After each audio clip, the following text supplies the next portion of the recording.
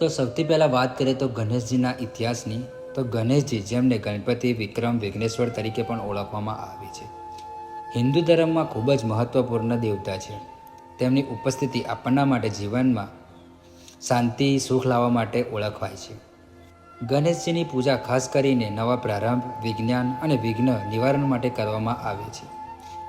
તેમની પૂજા આપણની પરંપરાઓ અને સામાજિક જીવનમાં અનિવાર્ય છે. ગણેશજીના જન્મ સ્થાનક વિશે વાત કરીએ તો વિવિધ પૌરાણિક ગ્રંથોમાં દર્શાવવામાં આવ્યો છે કે એક લોકપ્રિય કથા અનુસાર ગણેશજીનો જન્મ મહાદેવ અને માતા પાર્વતીના પુત્ર તરીકે થયો હતો.